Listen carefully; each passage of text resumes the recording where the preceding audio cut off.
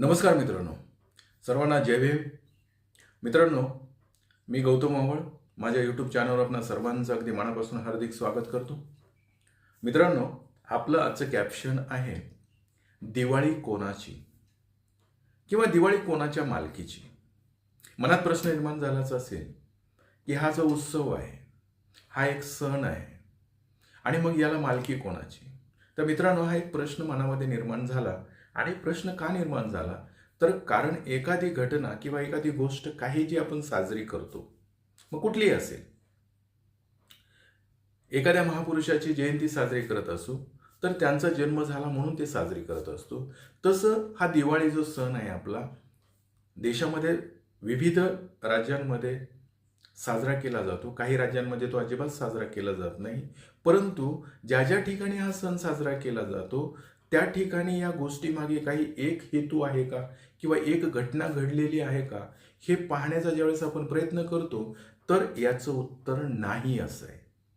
कारण भारत देशामध्ये जी काही वेगवेगळी राज्य आहे, वेगवेगळ्या भाषा आहेत, वेगवेगळे प्रांत आहेत, याच्यामध्ये ही दिवाळी साजरी केली जाते. काही राज्यांमध्ये तर त्या ठिकाणी असलेल्या एका गोष्टीला धरून, म्हणजे भारत देशामध्ये सगळीकडं एकच हेतूने ही दिवाळी साजरी केली जात नाही. तर त्याच्यामध्ये जे काही गोष्टी सांगितल्या जातात त्या काही गोष्टी काल्पनिक आहेत, काही थोतांड आहेत असं म्हणायला हरकत नाहीये. मित्रांनो, मग असे प्रश्न निर्माण झाल्यानंतर काही शोधण्याचा प्रयत्न करतो आपण. मग ते गुगलवर शोधतो, व्हिडिओमधून शोधतो, काही पुस्तकामधून शोधण्याचा प्रयत्न करतो. परंतु दिवाळी ही का साजरी करायची किंवा त्याला एखादं मोठं काही कारण आहे का, काही एखादा मोठा हेतू आहे का, की एक मोठा इव्हेंट तयार झाला किंवा एखाद्या माणसांमुळे ही दिवाळी साजरी करतोय का आपण, असं काही सापडत नाहीये. जर विचार केला तर काही शोधतोय आपण तर त्याच्यामध्ये आपल्याला वेगवेगळ्या कथा सापडतात. मित्रांनो, पहिली कथा सापडते आपल्याला, ती म्हणजे बळीराजाची कथा. आता हा बळी कोण, तर बळी हा विरोचनचा मुलगा. विरोचन कोण, तर विरोचन हा प्रल्हादचा मुलगा. आणि प्रल्हाद कोण, तर हिरण्यकश्यपूचा मुलगा. आता बळीच्या कथेमध्ये असं सांगितलंय की विष्णूने बटूचा अवतार घेतला किंवा वामनाचा अवतार घेतला. मित्रांनो, वामन नसावं, हे लिहिताना चूक झाली असावी, हे बामन असावं. वामन नाही तर हे बामनच असलं पाहिजे. त्याचा अवतार घेतला आणि बळीराजाला पाताळामध्ये घातलं. ही कथा किंवा ही गोष्ट तुम्हाला माहितीच आहे किंवा तुम्ही पण ऐकलेली असेल. आणि इथं मुद्दा असा निर्माण होतोय की मग हा विष्णू कोण, हे विष्णू नेमकी अवलाद आहे कोणाची हेच कळत नाहीये. कारण याच्या आईवडिलांचा थांगपत्ता लागत नाही. आणि इकडं मात्र हाच विष्णू एका रूपामध्ये, बटूच्या रूपामध्ये बळीराजाला पाताळात घालतो, तर इकडे मात्र हिरण्यकश्यपूला सुद्धा मारतो, रूप पालटून मारतो. म्हणजे इकडे पंजाला पण मारतो आणि इकडे पंतूलाही मारतो. अशी गोष्ट हे थोतांड वाटते. परंतु हा जो काही बळीराजा आहे हा सद्गुणी राजा आहे आणि तो बळीराजा ह्याने पाताळात घातला. कारण काय, तर काही त्यावेळेस घडलेल्या घटना असतील, परंतु त्या गोष्टीचे रेफरन्स किंवा त्या गोष्टी आपल्याला सहसा उपलब्ध होत नाहीत किंवा ठोस असं सांगता येत नाही. परंतु ही घटना आहे. परंतु यामध्ये विष्णू हा कोण, कुठून आला काय माहीत नाहीये, पण तो दरवेळी मध्ये येतो, रूप घेतो, मात्र बहिरूप्यासारखं रूप घेतो. परंतु त्याची मंदिरही, जर तो एवढा प्रसिद्ध आहे किंवा एवढा चमत्कारिक देव, तर त्याची मंदिरं सुद्धा आपल्याला जास्त सापडत नाहीत.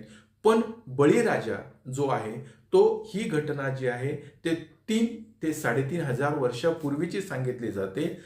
आणि आजही ग्रामीण भागामध्ये ज्या महिला आहेत या दिवाळीच्या सणामध्ये ज्यावेळेस आपल्या मुलांना ओवाळतात त्यावेळेस असं म्हटलं जातं की इडा पिडा टळो आणि बळीचं राज्य येऊ.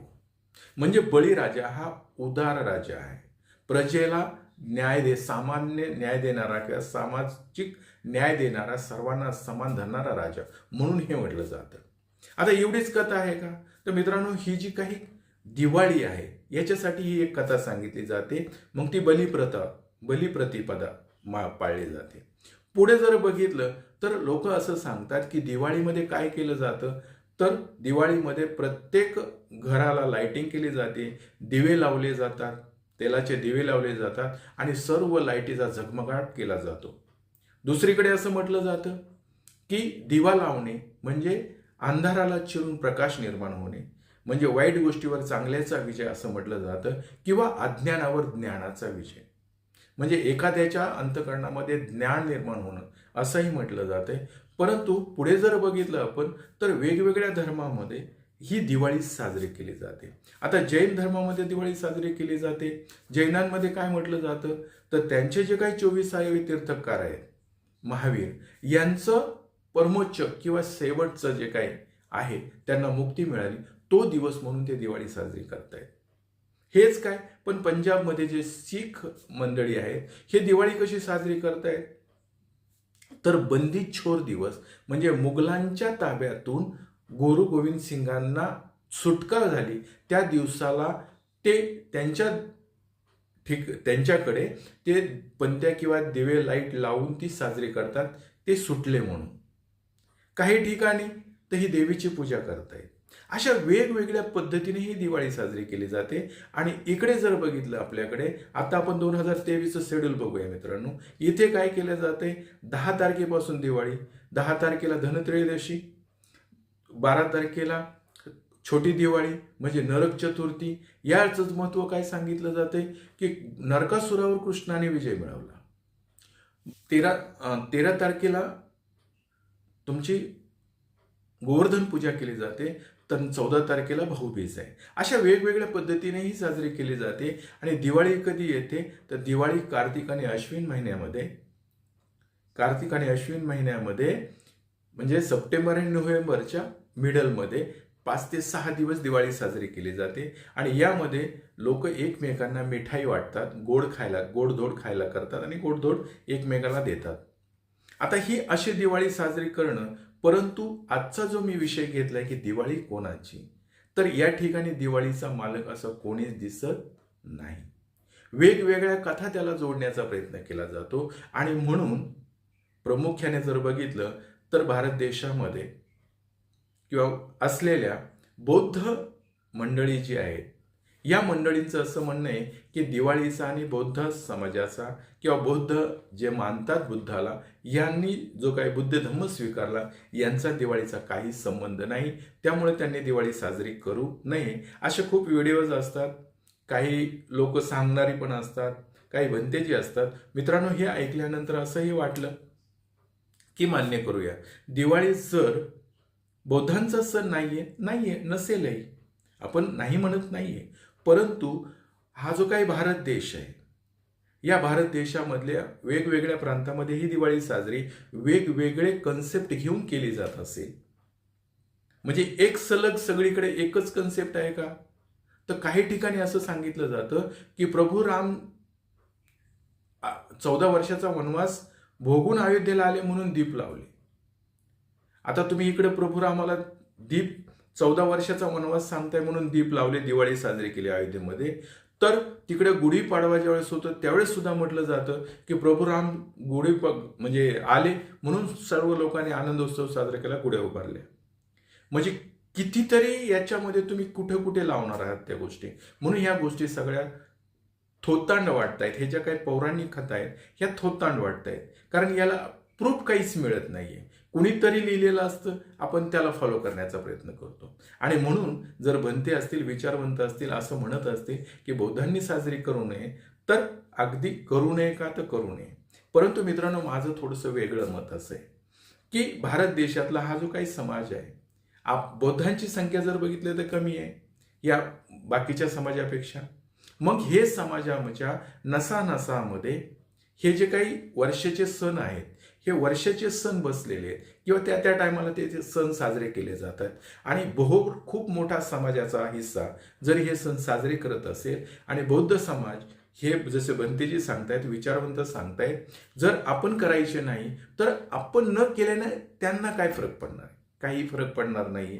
कारण आपण खूप मोठ्या समाजाने जर ते नाही साजरे केले तर मग त्याचा मार्केटवर परिणाम होईल किंवा त्यांना वेगळ्या गोष्टी म्हणजे आर्थिक उलाढालीमध्ये पण होईल किंवा सांस्कृतिक उलाढालीमध्ये सुद्धा त्याचा परिणाम होऊ शकतो. परंतु आपली संख्या कमी असल्यामुळे काही फरक पडणार नाही. मग आपण काय करायला पाहिजे, तर मला असं वाटतं जे भंतेचे म्हणतात की मान्य करूया. बुद्ध धम्म बाबासाहेबांनी 14 ऑक्टोबर 1956ला आपल्याला दिला. त्यावेळेस पासून ज्या लोकांनी स्वीकारला त्या लोकांची प्रगतीच झाली. आणि बाबासाहेबांनी आपल्याला 22 प्रतिज्ञा दिल्या. ह्या 22 प्रतिज्ञा सगळे लोक अंगीकारतायत का? तर काही लोक जी अंगीकारतायत त्यांची प्रगती होते. बरं, ह्या 22 प्रतिज्ञा कुठं लावलेल्या असतात? तर विहारामध्ये लावलेल्या असतात. मग हे जे काही मोठा वर्ग जो आहे हा सण साजरा करताना दिवाळीचा जर मंदिरांमध्ये घरावर लाइटिंग करत असेल, दिवे लावत असेल, तर आपल्या मंडळींनी आपला हेतू, बुद्ध धम्माचा हेतू, धम्मविचार मनात घेऊन जर आपण विहार सजवली, त्याच्यावर लाइटिंग लावल्या, पंत्या लावल्या आणि त्या ठिकाणी जाऊन जो काय आज 4-5 दिवसाचा वेळ मिळतोय यामध्ये जाऊन त्रिसरण पंचशील घेतलं आणि लोकांमध्ये जर ही विचार रुजवायचा असेल तर 1-2 दिवसात नाहीये. 56 पासून आज 2023 आलंय, तरी अजून किती लोक विहाराकडे जात आहेत? तर काही लोकांना आपल्या कामधंद्यामुळे वेळ मिळत नाही. मग आता हे जे काही 4-5 दिवस आहेत याच्यामध्ये जर ही गोष्ट करायचा प्रयत्न केला तर मला वाटतं की ह्या गोष्टीला चालना देणं गरजेचं आहे. आपण काही न करता जर गप्प बसलो त्याचा परिणाम काहीच होणार नाही. परंतु आपण तेच केलं, पण आपला हेतू बुद्ध धम्माचा विचार अंगीकारण्यासाठी आपली मंडळी किंवा बौद्ध समाजाची धम्माची जी विचार करणारी मंडळी आहेत त्यांना बोलवून तिथे त्याची जर त्रिसरण पंचशील घेतलं तर त्याचा उपयोग आपल्याच माणसांमध्ये जागृती निर्माण करण्यासाठी होईल. परंतु काही भंतेंचं असं म्हणणं आहे किंवा काही लोकांचं असं म्हणणं आहे की मग तुम्हाला करायचं तर 14 एप्रिलला कराच ना. अगदी बरोबर आहे. बाबासाहेब जर जन्मले नसते तर आपल्या जीवनामध्ये प्रकाश आलाच नसता किंवा आपली प्रगती झाली नसती. म्हणून तर आपण बाबासाहेबांची जयंती धुमधडाक्यात साजरी करतो. तसंच बुद्धिझमचं जे चक्र आहे, धम्म परिवर्तनाचं चक्र, हे प्रथम फिरवलं कुणी? तर भगवान बुद्धांनी फिरवलं. दुसऱ्यांदा कोणी फिरवलं? सम्राट अशोकाने फिरवलं. 84,000 बुद्धांची वचनं, जे 84,000 शिलालेख त्यांनी बनवले, ते सगळीकडे आज आपल्याला मिळत आहेत. काही मातीमध्ये गाडले गेलेले आहेत. याचा अर्थ नाही आहेत का? आहेत, ती मातीमध्ये गाडलेत. त्याच्यावर त्यांनी शिलालेख लिहिलेले आहेत. याचा अर्थ बुद्धिझम आहे. आणि तो जर आपल्याला लोकांमध्ये पसरवायचा असेल तर आपल्याला विहार सजवावे लागतील. विहार दिवाळी असो काहीही असो, आपल्याला विहार सजवणं, दिवा लावणं म्हणजेच आपल्या अज्ञानावर ज्ञानाने मात केलेली. बुद्धिझम दिला आपल्याला बाबासाहेबांनी, म्हणून तर आपण त्यांची किंवा आपली प्रगती झाली म्हणून तर बाबासाहेबांची जयंती साजरी एवढ्या धुमधडाक्यात करतो. काही मंडळी म्हणतात की भगवान बुद्धाला जे भगवान बुद्धांचा जो जन्म आहे तो वैशाख पौर्णिमेचा आहे. जे ज्ञानप्राप्ती झाली पौर्णिमेलाच झाली. त्यांचं देहावसन झालं ते पौर्णिमेलाच झालं. म्हणजे जगातलं एक अद्वितीय व्यक्तिमत्व किंवा दिवस आहे की जो पौर्णिमेला तिन्ही घटना घडल्या. मग या दिवशी सुद्धा आपण मोठ्या प्रमाणामध्ये लाइटिंग केली पाहिजे, पंत्या लावल्या पाहिजे.